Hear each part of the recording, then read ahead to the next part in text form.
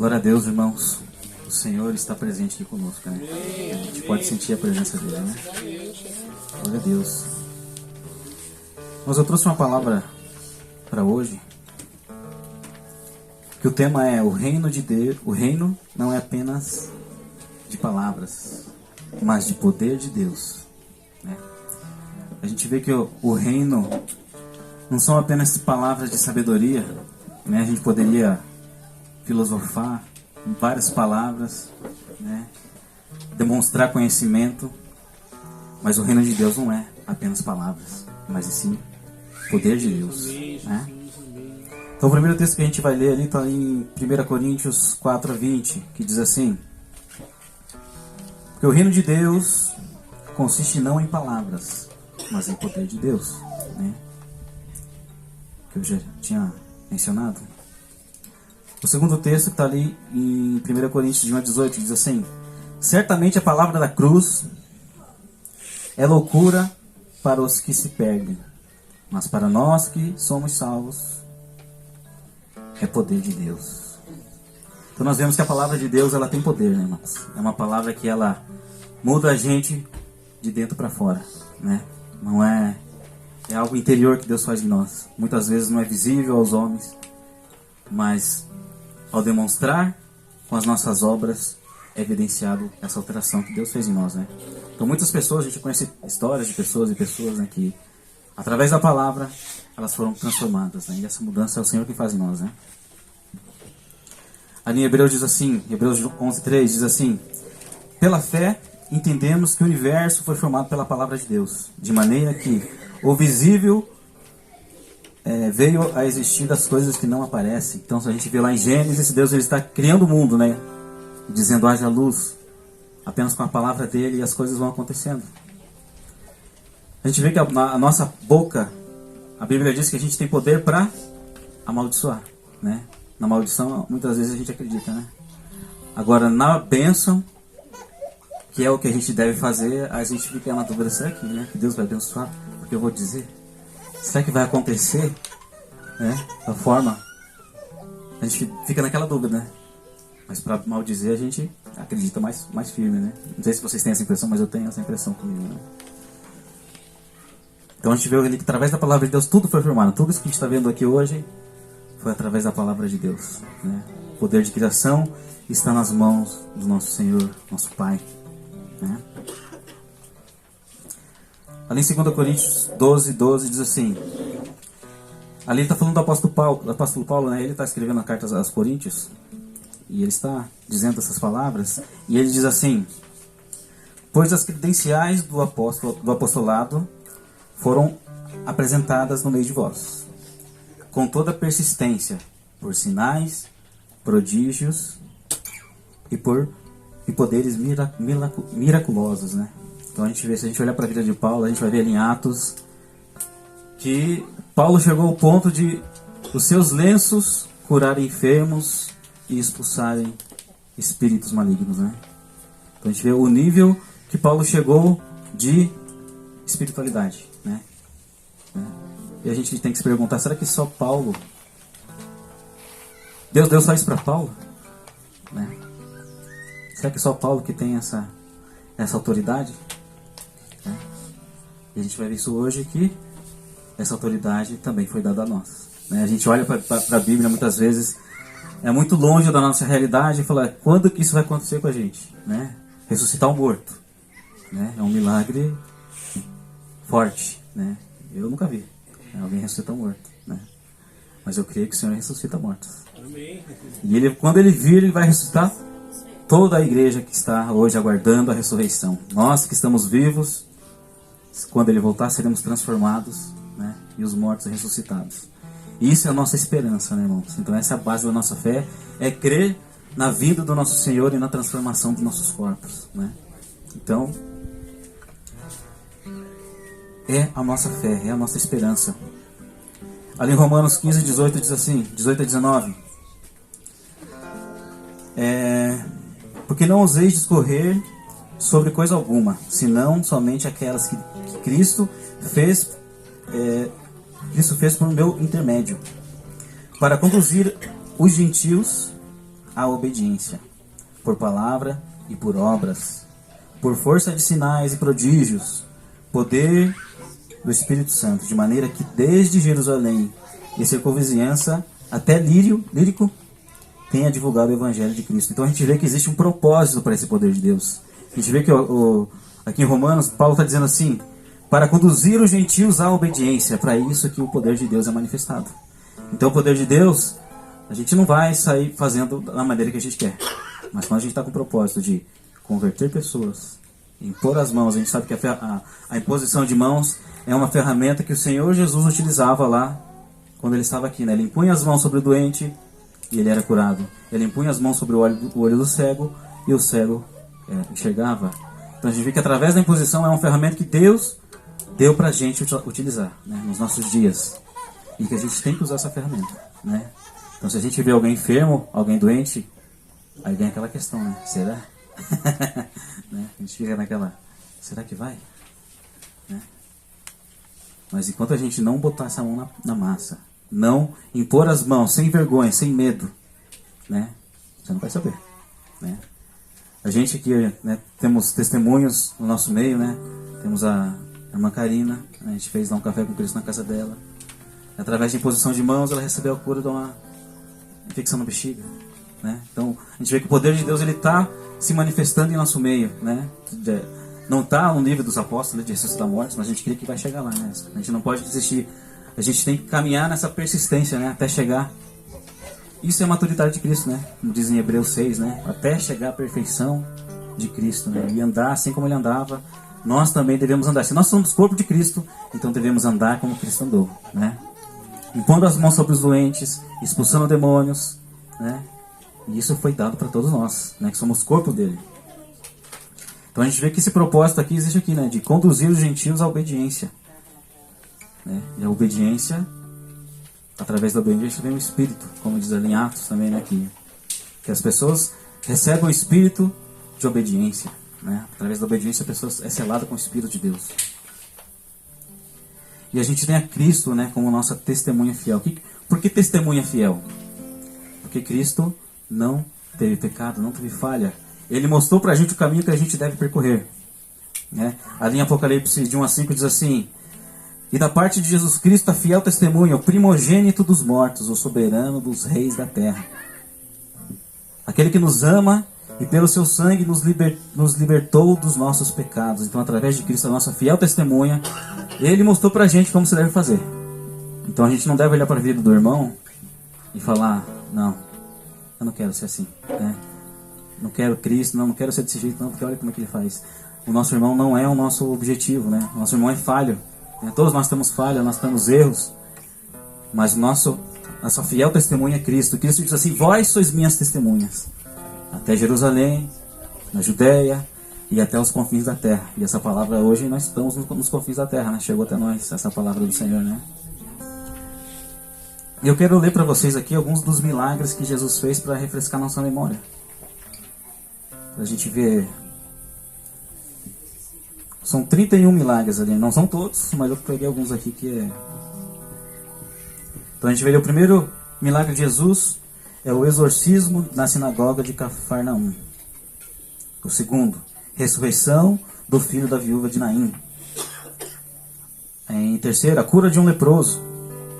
A cura de um servo do centurião. Está em Mateus, aí está em referência para os irmãos, depois se os irmãos quiserem verificar, todos eles, né?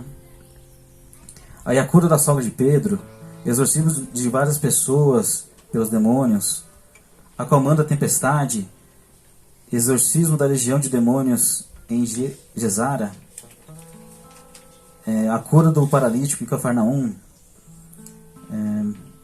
a cura da mulher com sangramento. Então a gente vê que Jesus fez vários milagres, né? Está aqui a lista aqui de todos os milagres que Jesus fez, né?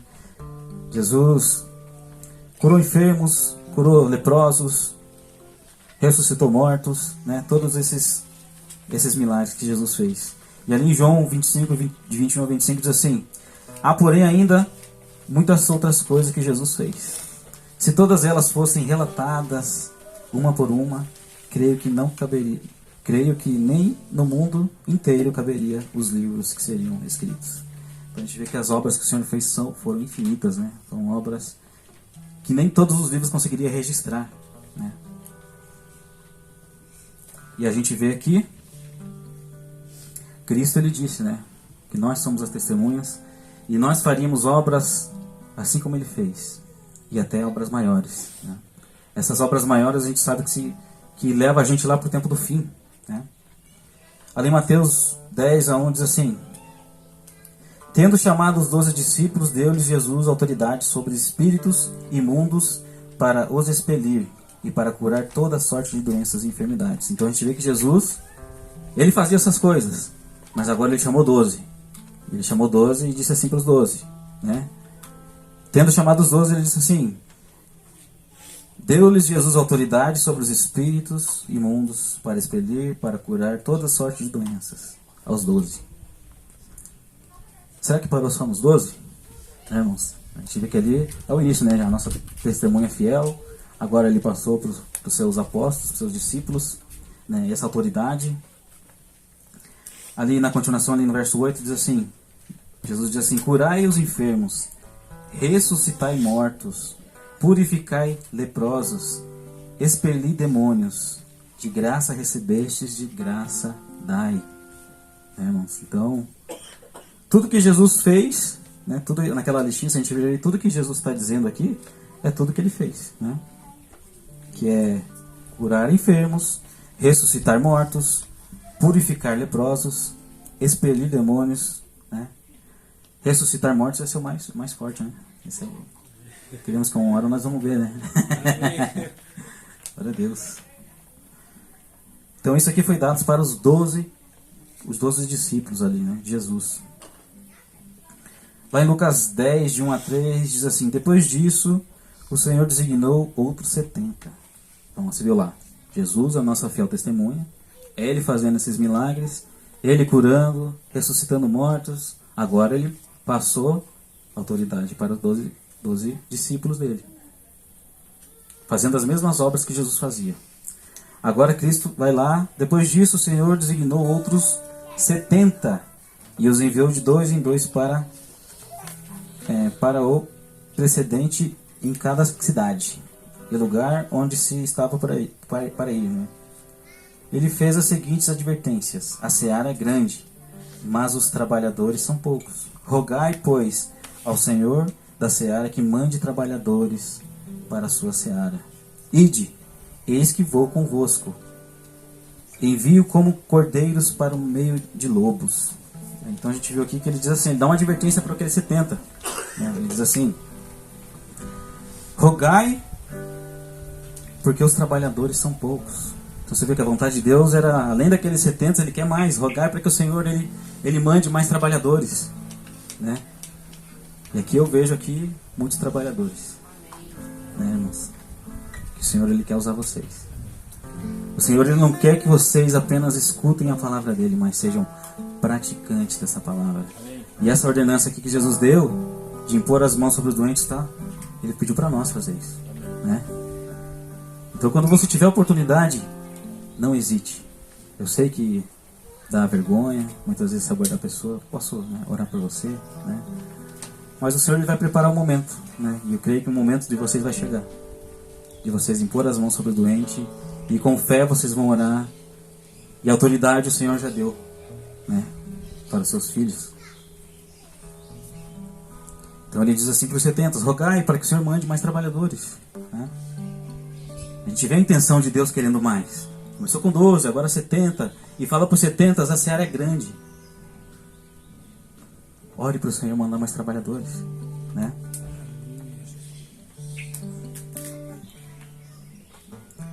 Aí ele diz assim para esses 70, acho que é a continuação ali, né? No verso 9: curai os enfermos que nela houver, e anunciai a vós outros,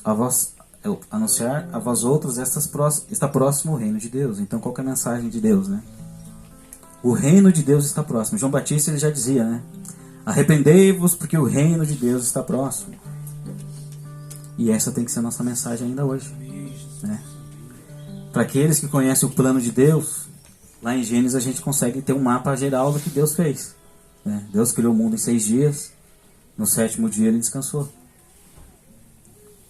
Aí Deus disse para Adão: no dia que vocês comerem da árvore do conhecimento do bem e do mal, certamente vocês vão morrer, né? Eva comeu, enganada pela serpente, deu ao marido, ele comeu também. E a gente viu que eles não morreram no mesmo dia, né? Se a gente ver um pouquinho mais à frente, ali em Gênesis, diz assim: e Adão viveu 930 anos.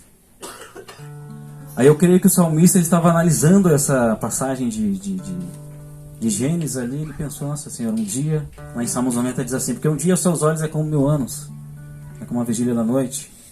Nós vemos Pedro dizendo assim: amados, não ignoreis, porque um dia para Deus é como 1000 anos. Não retarda o Senhor a sua promessa, mas ele é longânimo, para que todos cheguem ao arrependimento. Então nós vemos que existe um tempo determinado, né? Que um dia para Deus é como 1000 anos. Então o que a gente tem? A gente tem 6.000 anos desse mundo como a gente conhece, a queda do homem, o homem afundado no pecado, nas trevas, né? E o Senhor ele nos conduziu à luz. Além, João disse que assim, o Deus desse século cegou o entendimento de muitos para que eles não creiam no Evangelho. Então a gente vê que existe essa cegueira, uma cegueira espiritual nas pessoas para elas não enxergarem o Evangelho, né? Mas o Senhor ele nos tirou das trevas para a luz, e agora nós devemos ser essa luz e brilhar em meio às trevas. E por a gente estar no meio das trevas é porque a gente começa a entender porque é tão difícil ser como Cristo, né? A gente começa, se a gente olhar lá para trás, a gente vai ver que os apóstolos eles eram perseguidos, eles eram açoitados, eles tiveram mortes difíceis, né? Pedro crucificado de cabeça para baixo, Paulo foi degolado. O único que não morreu foi João, que ficou na ilha de Patmos, né? Que o Senhor revelou o Apocalipse para ele. Estevão foi apedrejado. Então a gente tem vários exemplos de pessoas que morreram por causa de Cristo. Por quê? Por que eles morreram? Porque eles foram luz nas trevas. E quando essas trevas ela vê a luz se manifestando, eles não gostam. A gente sabe que lá do céu caiu a 1/3 dos anjos de Deus. E hoje nós estamos no meio de anjos caídos, né? E eles estão influenciando a humanidade, conduzindo a humanidade para o pecado, conduzindo a humanidade para as trevas. E quem se impor no caminho deles será perseguido. Então, enquanto a gente não for perseguido, alguma coisa tem de errado em nós. A gente não está incomodando eles, né? Porque a gente está em paz, não está tendo essa perseguição. É algo que tem me chamado a atenção, né? Acho que quando a gente chegar no nível de maturidade, eles vão começar a incomodar. A gente vai incomodar eles, né? E vai ter essa perseguição, assim como aconteceu com Cristo. Nós somos o corpo de Cristo. E Cristo, quando ele estava, né, sendo crucificado, ele levou várias açoites, chicotadas nas suas costas. E aquelas costas lá representam nós. Ele é o cabeça de um corpo. E o corpo também é açoitado junto com ele. A Bíblia diz assim, que nós devemos ser participantes dos sofrimentos de Cristo, para também sermos dignos de ser herdeiros da sua glória, né? Então a gente vê que existe um preço a ser pago. Não é apenas palavra, né? A gente vê que é um estilo de vida, é uma mudança de mente que tem que acontecer em nós. E nós devemos meditar nisso, né? E nos colocar nessa situação de buscar mais o Senhor, de ser semelhante a Ele, né? Aí continuando a leitura ali em Lucas 10, 16-20, diz assim: quem vos ouve a vós, a mim ouve. A quem vos rejeitar a vós, a mim me rejeita. E quem a mim rejeita, rejeita aquele que me enviou. E voltando aos 70 com alegria, dizendo: Senhor, né, que estão parando um pouco a leitura, a gente vê quem rejeitar essa mensagem. Não está rejeitando apenas você, né? Quem rejeitar essa mensagem, a mim me rejeita. O que está dizendo, a mim me rejeita. E se alguém me rejeita, rejeita aquele que me enviou, que foi o Pai, né? Então, é sério, né? E aí a gente vê ali a continuação ali, voltando aos 70 com alegria, dizendo: Senhor, pelo teu nome, até os demônios se sujeitaram. E disse-lhes: eu vi Satanás como um raio cair do céu. Eis que vos dou poder para pisar serpentes e escorpiões e toda a força do inimigo, e nada vos fará dano algum. Então a gente tem essa promessa ali que foi para os 70, mas a gente sabe que essa promessa ela se estende a nós também. Então o Senhor ele nos dá essa autoridade para pisar serpentes e escorpiões e toda a força do inimigo. Toda a força do inimigo. E nada vos fará dano algum. Mas não vos alegreis porque os espíritos se sujeitam. Não vos alegreis porque se sujeitam espíritos. Alegrai-vos antes porque está em vossos nomes escrito nos céus. Então, a gente sabe ali que é escritos no livro da vida, né? Se o seu nome está escrito no livro da vida, é por isso que você tem que se alegrar. Não porque os espíritos se sujeitam, né? Não deve ser nosso motivo de orgulho. Mas porque nós pertencemos e somos filhos de Deus. Comprados e remidos pelo seu sangue. Né? Limpo de todos os pecados. Perdoados através do sacrifício do Filho. Lá em João 14, 12 diz assim: em verdade vos digo, aquele que crê em mim fará também as obras que eu faço, e outras maiores fará, porque eu vou para junto de meu Pai. Então a gente vê que lá, depois que Jesus ressuscitou, ele passou 40 dias com seus discípulos novamente. No dia 40 ele sobe, né? E antes dele subir, ele diz assim para os discípulos: aguarde até que do alto vocês sejam revestidos de poder. Então a gente vê que quando a testemunha fiel ela foi revestida de poder, a gente vai ver que foi lá em João Batista. João Batista ele estava pregando arrependimento, aí chegou Jesus e Jesus disse assim, né, me batize. E João Batista disse, como, Senhor, eu vou te batizar? Eu quem devo ser batizado por ti? Aí Jesus disse, convém que seja dessa forma. E Jesus, mesmo sem pecado, ele é batizado com o batismo de arrependimento. E logo após o batismo vem o Espírito de Deus sobre ele e pousa como pomba. Então ali a gente vê que Cristo ele recebeu o revestimento de poder. E lá no dia 40 ele diz assim: aguardai em Jerusalém até que do alto vocês sejam revestidos de poder. Né? Então a gente vê que lá em Pentecostes estavam 120 reunidos numa casa, aguardando o revestimento de poder como Cristo tinha dito. Para fazer o quê? Para fazer as mesmas obras que Cristo fez. Né? Porque a gente vê ali que Paulo, em Atos 19, a Bíblia diz assim que Deus, através das mãos de Paulo, fazia milagres e prodígios. Então a gente vê que não era Paulo quem fazia as coisas, mas era o Deus, pelas mãos de Paulo, fazia milagres e prodígios. E Deus, através da vida de vocês, quer fazer milagres e prodígios também. Né? Basta a gente ser usado, a gente precisa ser usado. A gente não pode, se a gente tem fé, a gente tem que chegar, né, crendo no milagre, né? Sem duvidar. Ali em Tiago diz assim, né? Se vocês têm falta de sabedoria, peça a Deus que Ele dá livremente, né? Mas não peça sem fé, peça com fé, peça crendo, né? Porque aí ele dá um exemplo, acho que é como as ondas do mar, né? Que não lembro certinho como ele diz ali, não é? Mas ele peça com fé. Né? Então, se a gente for fazer as obras, faça com fé, faça com amor.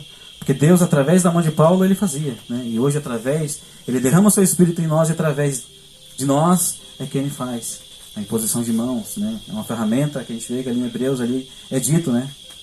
Que isso aí ele diz que são leite ainda. A gente vê que ali em Hebreus 5, o escritor de Hebreus ele queria falar sobre Melquisedeque para as pessoas, né, que estavam ali. E devido ao tempo eles já deviam ser mestres. Mas novamente eles tinham que estar ouvindo os fundamentos, os rudimentos elementares da doutrina de Cristo. E ali em Hebreus 6 ele dá esses elementos. Quais são esses elementos do leite ali que ele diz, né? Que é o arrependimento de obras mortas, a fé em Deus, a doutrina dos batismos, ressurreição dos mortos, juízo eterno e imposição de mãos. Então a gente vê que são 6 pilares que o escritor de Hebreus ele considera aqui do leite. E muitas das vezes nós nunca recebemos esse leite, como a Bíblia menciona, né? A gente recebe em parte, uma parte não recebe. A imposição de mão, muitas pessoas não entendem, não conhecem o poder que existe nas nossas mãos, através do Senhor, que Ele deu essa autoridade para nós, através das suas mãos, cura enfermos, expulsar demônios, né? Manifestar o reino de Deus aqui nessa terra. Porque a gente vê o mundo está aí, manifestando a sua desgraça, manifestando a morte, manifestando o assassinato, pessoas presas nas drogas, presas em vícios. Então o mal está avançando.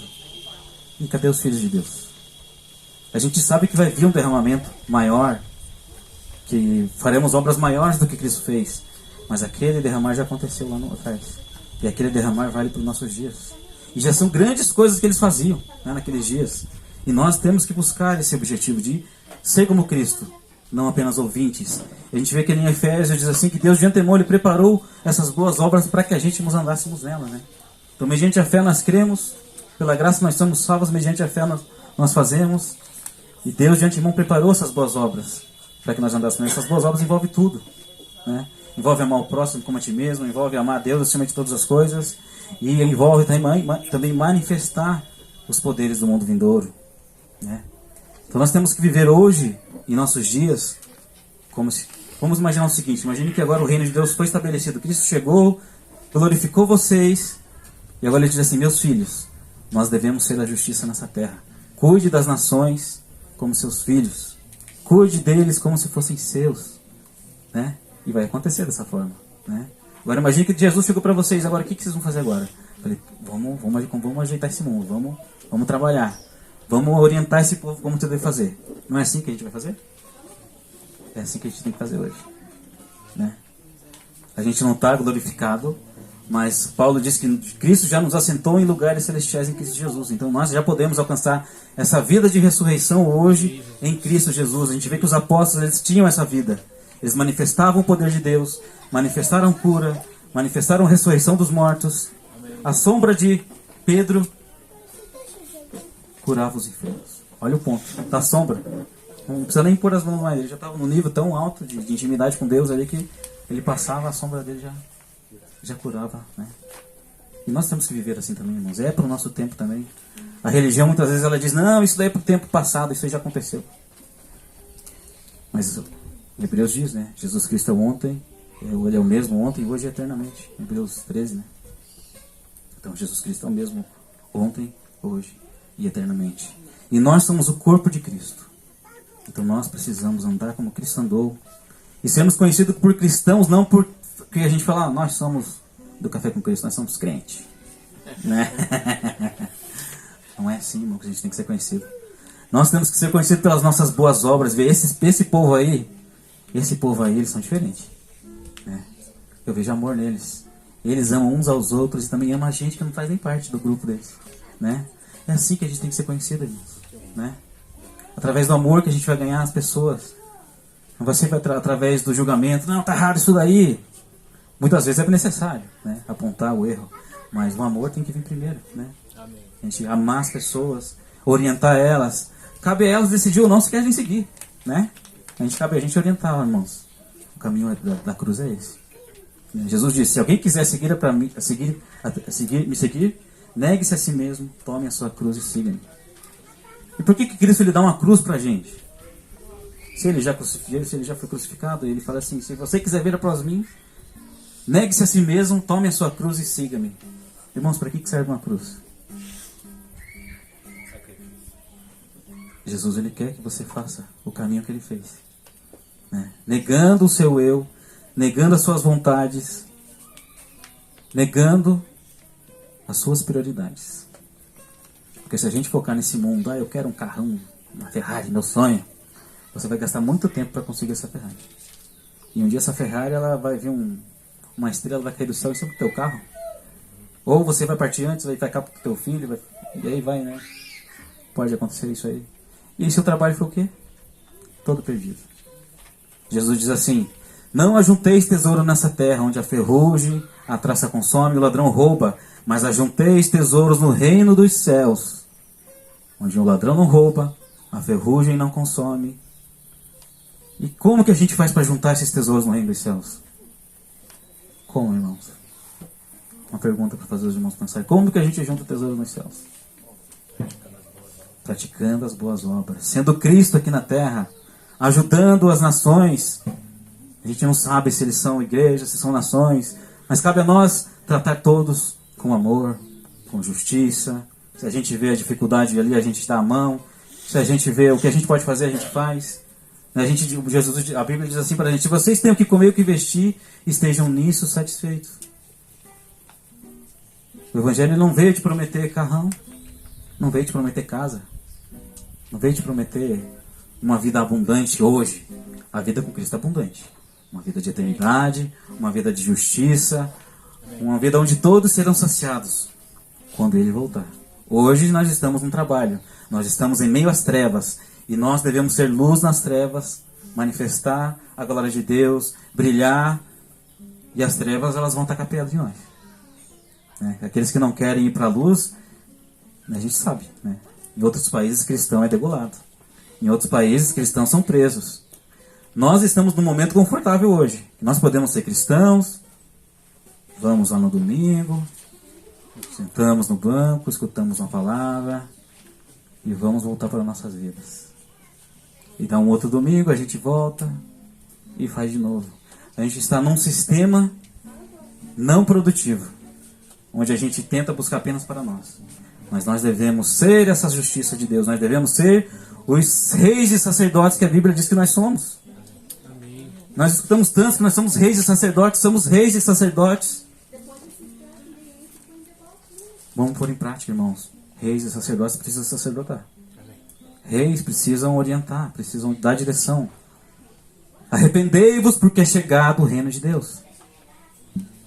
E aqueles que arrepender, tem o batismo. Hoje nós vamos ter batismo hoje aí, né? Glória a Deus aí. Pelos irmãos que vão se batizar. Primeiro, você precisa crer no Filho de Deus. Crendo, você se arrepende das suas obras mortas. E agora passa a praticar as obras de justiça. Né? E você é batizado. Você confessa Jesus como seu único e suficiente Salvador. Você confessa diante dos homens que você morreu para a velha criatura e agora nasceu novamente. Né? E depois disso vem o revestimento de poder. E nós podemos ser iguais a Cristo. Cristo disse, vocês vão fazer obras, essas obras que eu fiz, vocês vão fazer.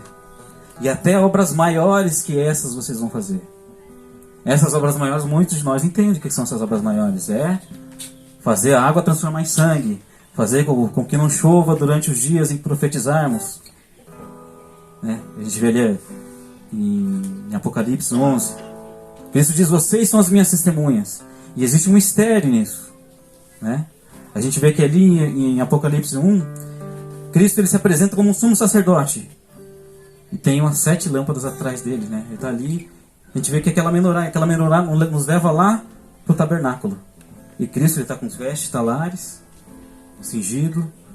A gente vê que Cristo está como sumo sacerdote. A gente vê que como sumo sacerdote da ordem de Melquisedeque. Na qual há muita coisa a se dizer sobre Melquisedeque, como diz o escritor de Hebreus. Né? E aí o que a gente vê? Então, e aí Cristo diz assim, quanto ao mistério das 7 igrejas, essas 7 lâmpadas que vocês viram, que João viu atrás de mim, esses 7 candeeiros são as 7 igrejas. E as 7 estrelas que vocês viram na minha mão são os 7 anjos das 7 igrejas. Apontam para as lideranças da igreja, né? 7 estrelas são... A gente vê que Deus sempre ele escolhe as lideranças, né? 12 apóstolos. Deus escolheu Moisés, Arão, para conduzir um povo. Então o Senhor ele capacita pessoas para conduzir, né? Então a gente vê que isso é algo que Deus trabalha dessa forma, né? E a gente vê isso. Ali em Apocalipse 11 a gente vê que assim, que as 2 testemunhas são 2 candeeiros. Então a gente já tem a revelação. Se as 7 igrejas são 7 candeeiros, 2 testemunhas são 2 candeeiros. E tem uma questão da repreensão entre as 7 igrejas, né? Não vou abordar nesse assunto, né? Mas a gente vê que a revelação está aí, né? E nós entendemos que aquelas 7 igrejas somos nós. E que as 2 testemunhas também somos nós. O povo de Deus, que vamos profetizar. Ali em Mateus 24 diz assim, vocês serão odiados por todas as nações. Nós vivemos um tempo onde nem todas as nações nos odeiam. Mas vai chegar um tempo que a gente começar a fazer coisas maiores que Cristo fez, vai fazer com que não chova, transformar água em sangue, vai lançar catástrofe nas nações, no povo do anticristo. E aí nós seremos odiados por todas as nações e Mateus 24 vai se cumprir. Né? Então a gente vê, isso são as coisas maiores que Cristo diz que faria. Né? Mas vamos ficar ali nas coisas que Cristo fez. Né? Que esse é o nosso objetivo hoje. Coisas maiores virão. Mas nós precisamos fazer o começo lá, né? Como eles faziam. A gente estando naquele nível que eles faziam, pode ter certeza que as obras maiores vocês vão fazer também. Se nós, aqueles que estiverem vivos, né? Eu creio que vai ser dessa forma, né?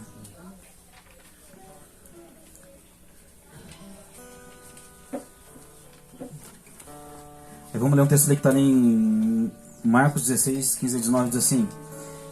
E disse-lhes: Ide por todo o mundo pregar o evangelho a toda criatura. Quem crer e for batizado será salvo. Quem, porém, não crer será condenado. Essa palavra salvo, a gente sabe que ele está dizendo sobre a eleição, né? Quem crer e for batizado vai ser como estrelas dos céus, né? A gente, não sei se todos conhecem essa figura de linguagem. Estrelas dos céus apontam para os seres celestiais.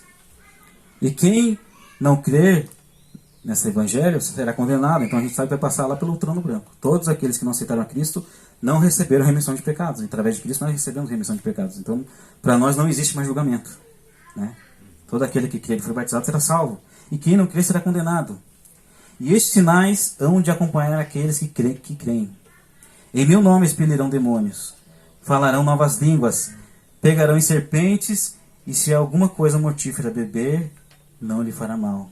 Se impuserem as mãos sobre o enfermo, você vê, olha que é um detalhe, né? Se impuserem as mãos sobre o enfermo, eles ficarão curados. Aí a gente vê, né, a questão da imposição de mãos. Muitas vezes não é orar à distância, né? Meu irmão está aqui do meu lado, eu vou orar, Senhor, abençoa a vida do Mário, mas ele está com problema ali no joelho, né? Impõe as mãos do joelho. Se é um local onde você não pode ir, né? Pede para a esposa, né? Ou outra mulher, né? Mas vamos trabalhar dessa forma, né? Cristo diz assim, né? Se impuserem as mãos sobre os enfermos, eles ficarão curados. Então nós temos que usar essa ferramenta que Deus nos deu, né? De fato, o Senhor Jesus, depois de lhes ter falado, foi recebido ao céu e assentou à destra de Deus. Então Jesus disse isso antes de ascender aos céus, né? E aí a gente sabe que ele disse ali para os seus discípulos assim: aguarde até que vocês sejam revestidos de poder do alto, né? Ali em Atos 8, de 11 diz assim: mas recebereis poder ao descer sobre vós o Espírito Santo, e sereis minhas testemunhas, tanto em Jerusalém, como em toda a Judéia e Samaria, até os confins da terra. Nós estamos aqui nos confins da terra, né, irmão? Então essa palavra ela chegou até nós, nos confins da terra. E mais confins vai chegar ainda, né? Existe lugares mais longe aí. Ditas essas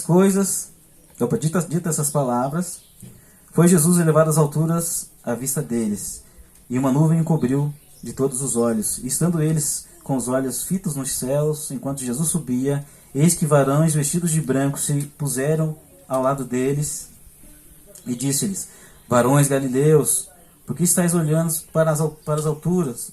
Por que estáis olhando para as alturas? Esse Jesus que dentre vós foi assunto ao céu virá do modo como viste subir. Então a gente sabe que Cristo vai voltar e ele vai aparecer lá nas nuvens, né? O anjo disse: vocês vão ser revestidos de poder, e agora nós devemos manifestar as obras de Cristo aqui na terra, ser Cristo na terra hoje, né? E a gente vê que estava ali 120 reunidos ali em Atos 2, estavam 120 reunidos e houve derramamento de Espírito sobre eles. E eles começaram a falar em línguas, começaram a profetizar. Aí alguns que estavam lá começaram a dizer assim: eles estão embriagados? Só pode. Eu falei: não, eles estão falando nossa. Como pode esses homens estar falando a nossa própria língua materna? A gente vê que eles estavam falando uma língua estrangeira ali, que Deus estava unindo. A gente vê que lá na Babilônia, o que Deus fez? O homem estava querendo edificar até as alturas, porque Deus diz assim para o homem: se espalhem, multipliquem, se espalhem. E o que Nimrod ele fez? Ele queria: não, vamos se espalhar não, vamos fazer o que Deus está dizendo não, vamos ficar tudo unidos, vamos construir uma torre para chegar até o céu. E Deus, para parar essa obra, ele fez o que? Misturou as línguas. Então por isso que a gente tem essa variedade de língua hoje. E ali em Atos a gente vê que existe, Deus está restaurando agora essa questão da língua através dos dons, né? Então mesmo a gente não sabendo falar outras línguas estrangeiras, Deus pode dar os dons para nós e a gente começar a falar em japonês. E o japonês entender o que está acontecendo, olha, ele está profetizando. Como pode ser brasileiro estar falando em japonês? Como pode ser esse brasileiro estar falando em chinês? Né? Então a gente vê que esse é o poder de Deus. Deus ele veio para restaurar as coisas. Todas as coisas serão restauradas por Deus. Né? E aí ele começou a falar, Pedro começou a falar. Começaram a dizer: eles estão embriagados. Eles, né, outros ficaram espantados. Aí, ali em Atos 16 a 21 diz assim: aí Pedro se levanta, né, e diz assim, acho que está em Atos 2:14 aqui: então se levantou Pedro com os 11, e erguendo a voz os advertiu nesses termos: varões judeus e todos os habitantes de Jerusalém, Tomai conhecimento disso e atentai às minhas palavras. Estes homens não estão embriagados, quando vedes pensando, sendo essa a terceira hora do dia. Mas o que ocorre foi o que foi dito por intermédio do profeta Joel, que acontecerá que nos últimos dias, diz o Senhor, que derramarei do meu espírito sobre toda a carne. Os vossos filhos e as vossas filhas profetizarão, vossos jovens terão visões, e sonharão vossos velhos. Até sobre os meus servos, sobre as minhas servas, derramarei do meu espírito naqueles dias. E a gente vê que antes dessas coisas acontecerem, Jesus, ele antes de se assentar ao céu, ele diz assim, ele foi lá e mostrou para ele os salmos, as leis dos profetas, e ele abriu o entendimento. Então eu creio que Jesus disse para ele, ó, assim como está lá em Joel, uma das coisas que Cristo diz, assim como está lá em Joel, vai acontecer que vocês aguardem até que do alto vocês sejam revestidos de poder. E eles estavam aguardando. A gente vê que eles estavam aguardando a orientação de Jesus, né? Então no dia de Pentecostes houve esse derramamento de Espírito sobre eles. E agora eles, sabendo o que aconteceu, agora eles vão orientar as outras pessoas. Eles dizem, o que está acontecendo com a gente é como está lá no profeta. Como o Senhor nos abriu nossa visão, a gente está entendendo. Isso que está acontecendo é o Espírito que foi derramado, que foi prometido lá em Joel. Né? Ele está dizendo isso aqui, isso que a gente já disse, né? Aí ele diz assim, mostrarei prodígio acima dos céus e sinais embaixo da terra, sangue e vapor e fumaça, e o sol se escurecerá em trevas, e a lua em sangue, antes que venha o grande e glorioso dia do Senhor. E acontecerá que todo aquele que invocar o nome do Senhor será salvo. Aqui a gente vê as obras maiores acontecendo, né? E mostrarei prodígio nos céus, sinais embaixo da terra, sangue, vapor. A gente vê lá, tem uns textos nos profetas que diz assim, o Senhor vai desnudar o braço perante as nações, né? E essas coisas vão acontecer, né?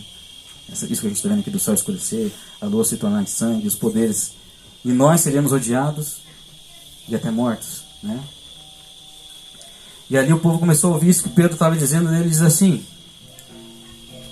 estejam absolutamente certos, pois toda a casa de Israel, de que esse Jesus, que vós crucificastes, Deus o fez Senhor e Cristo, e ouvindo eles essas coisas, compungiram-se o coração e perguntavam a Pedro e aos demais apóstolos, o que faremos, irmãos? Ali eu acredito que eles estavam falando com os romanos, que crucificaram a Cristo, e aí eles começaram a ver aqueles mistérios e ficaram impactados, e aí eles se compungiram, eles se entristeceram porque eles mataram o Senhor. Eles entenderam agora, foram abertos os olhos deles. E ele diz assim, o que faremos? O que faremos, Pedro? E os apóstolos. Respondeu-lhes Pedro, arrependei-vos. E cada um de vós seja batizados em nome de Jesus para a remissão dos vossos pecados. E recebereis o dom do Espírito. Então a gente vê que todos eles passaram por esse batismo de arrependimento. Eles se arrependeram das suas obras. Foram batizados em nome de Jesus. E aí nesse dia, e recebereis o poder do Espírito, foi bem no dia de Atos, quando eles receberam esse poder de Deus, né? Então acabou de se cumprir neles, receber o Espírito do Senhor ali, e agora ele já está instruindo o povo, né? Façam isso. Jesus, ele se batizou, ele recebeu o Espírito também, ele é a nossa testemunha fiel. Então ele é nosso exemplo. Como aconteceu com ele, vai acontecer com a gente. Ele foi batizado com o batismo de arrependimento. Nós precisamos se arrepender, ser batizados para perdão de nossos pecados através do sangue do Cordeiro. Então, através do sangue do Cordeiro, nós recebemos perdão de pecados. E recebereis o dom do Espírito. Pois para vós e a vós outros é a promessa, para os vossos filhos e para todos os que ainda estão longe, para quanto nosso Deus chamar. E o Senhor está te chamando hoje. Você que quer manifestar esses poderes do mundo vindouro, foi dado ao homem através de Cristo. Basta a gente crer no sacrifício do Filho, receber perdão de pecados e cumprir essas etapas que está dito aqui. Primeiro, nós devemos crer, porque se a gente não crer, a gente não vai se arrepender de nada. Primeiro, a gente tem que crer no Filho de Deus, que ele foi. Deus enviou seu Filho ao mundo para que todo aquele que nele crê não pereça, mas tenha a vida eterna.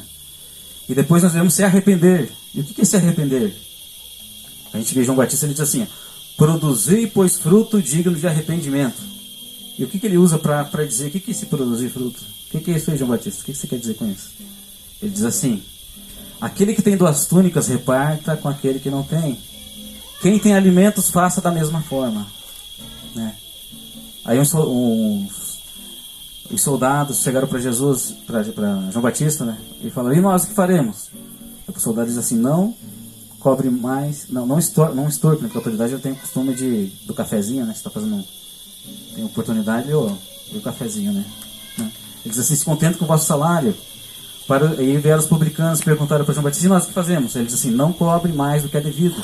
Porque também era costume dos publicanos cobrar mais do que era devido, né? Se tu deve 50, não, tu deve 40.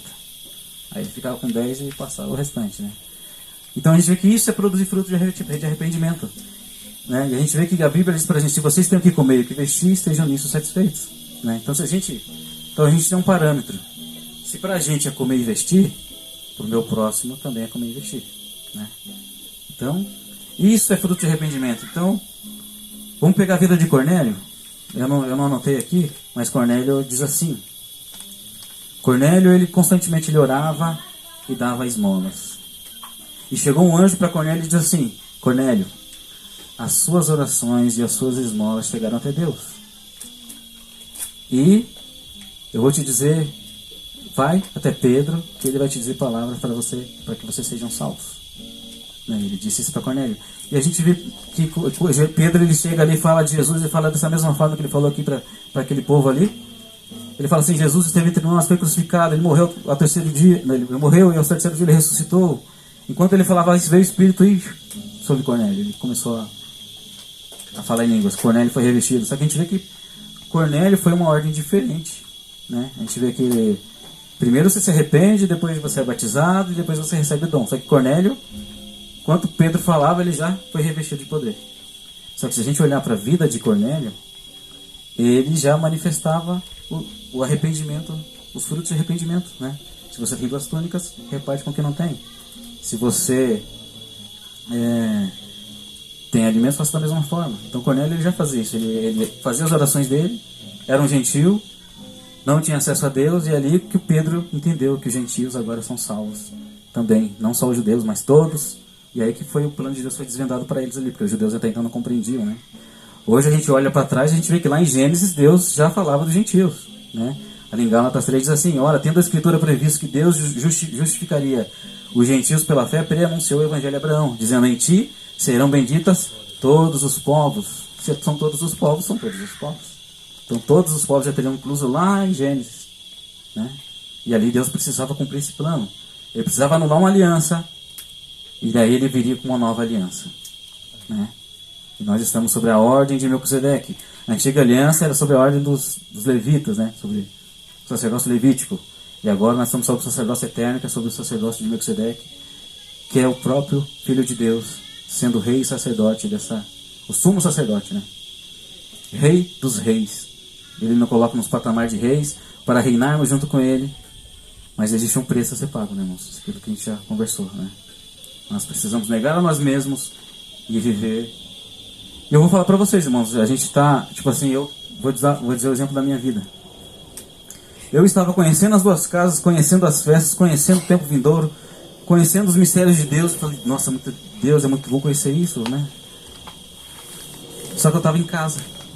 E em casa eu estava cada vez mais desanimado. O que está acontecendo comigo? Eu estou sabendo de tudo isso. E estou voltando àquele que eu era antes de conhecer essas coisas. E eu ficava assim, puxa, o que está acontecendo comigo? Eu ficava me lamentando, puxa, será que eu não sou chamado? Porque né, vem essas dúvidas na minha mente. Será que Deus não me chamou? Será que eu sou um eleito mesmo? Será que eu sou das nações? Eu até falava para alguns irmãos, acho que eu sou das nações, irmãos, porque não tem jeito não. Né? Será que tem chance de eu ainda ir para as nações, de eu conhecer todas essas coisas? Você acha que eu consigo? Né? Os papos dos crentes. Né? Aí eu comecei. Aí eu falei, não, a gente precisa fazer alguma coisa. Aí tinha a minha irmã, né? Não sei onde ela tá aí. Ah, tá aí escondida aí. Ela tava lá na loja orando por pessoas. Ela e minha mãe abriram um brechó lá e começaram a orar por pessoas lá.